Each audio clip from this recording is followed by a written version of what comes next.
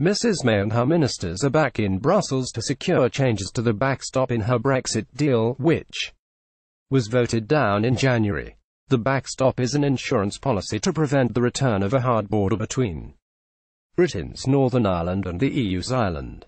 The Prime Minister wants the EU to reopen the divorce deal, or withdrawal agreement, to satisfy the demands of Brexit supporters who fear the backstop could trap Britain in the bloc's customs union indefinitely. EU officials have shown little interest in reopening the November agreement.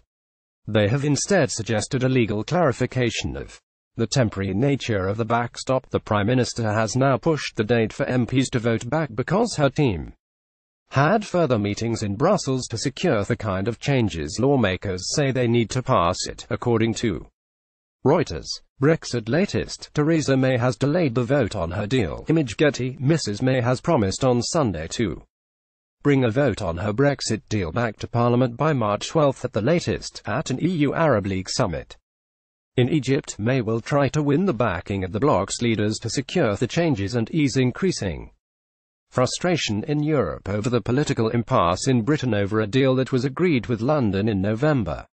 On way to Egypt, where she hopes to get the approval of EU leaders for her approach, May said further meetings in Brussels on securing changes to the deal ruled out a so-called meaningful vote this week. Brexit latest: the Prime Minister arrives for the first Arab-European summit. Image Getty. Brexit latest: Mrs May is still attempting to negotiate her deal.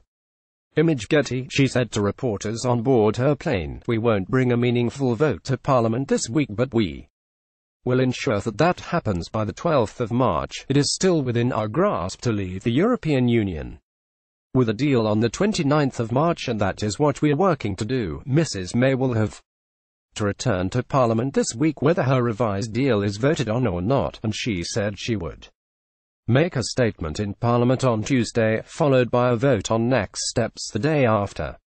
So far, it is not yet clear what motion her government will put forward, but lawmakers are expected to try to influence May's strategy by voting for changes to it, including to rule out a no-deal Brexit or to press for an extension of Article 50, a measure that triggered 2 years of Brexit talks.